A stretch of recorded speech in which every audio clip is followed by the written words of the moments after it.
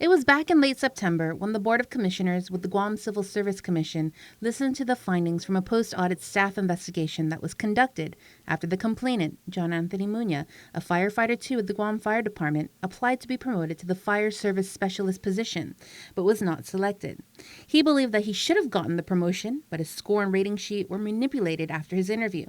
In the September 28th hearing, the Commission, with the unanimous vote of 4-0, voted to provisionally null and void all 33 Fire Service Specialist promotions, pending response from GFD.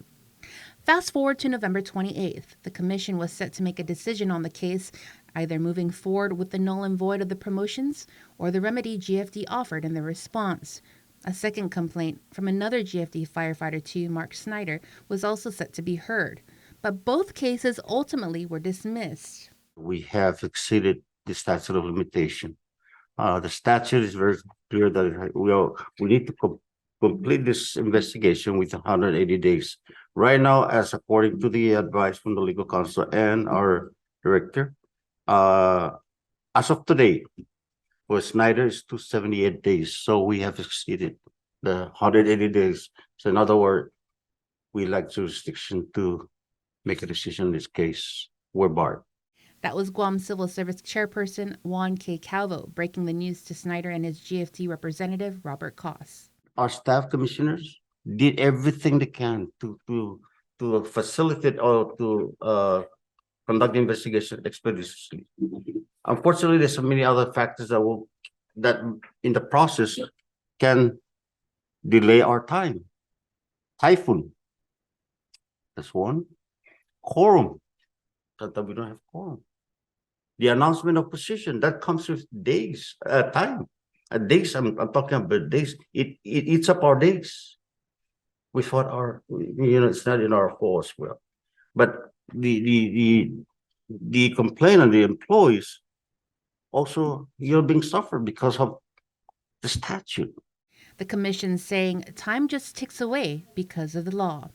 We submitted our proposal to amend that law and gives the Commission the opportunity to make sure that that the investigation is done correctly, but we haven't heard yet when is that law to be, our recommendation to amend the law. But according to Oversight Chair Senator Joe San Augustine, he hasn't heard anything from the Commission.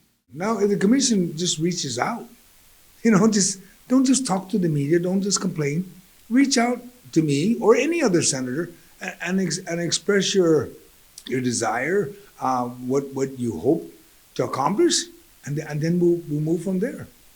But none of them ever reached out to me, and I run into them every now and then, and everything's hey, how's everything going? Good, everything's working okay.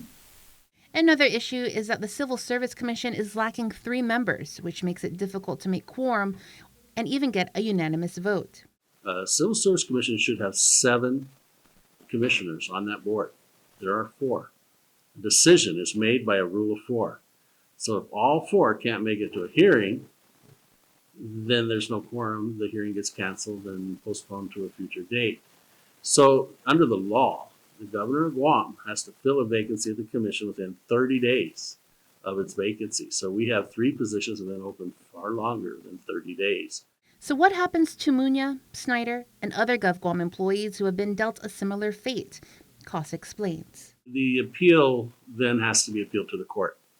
And for example, an employee who's terminated, that's going to be a very costly proposition for someone who has no income, right? So it really does seem to be working against the employee. For the union, it's increased our costs greatly because we have greater utilization of attorneys to appeal these cases. Fortunately, it's what dues is for, and we're able to handle that. But for the average guy who's not a union member, this could be a real problem.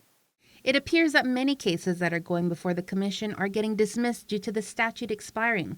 It's something San Augustine can't wrap his head around. We need to figure out first what needs to happen, and they need to speed it up.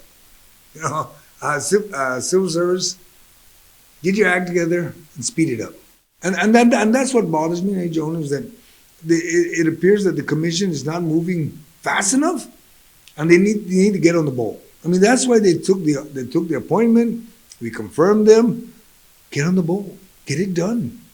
Because your concern should be the well-being of the employee. Because the employer must fulfill all the requirements by rules, regulations, and laws. And as long as they meet those requirements, then they move on. And the employer's gotta get in the habit of, when you lose a case at civil service, lick your wounds and move on. The bottom line, changes need to be made quick.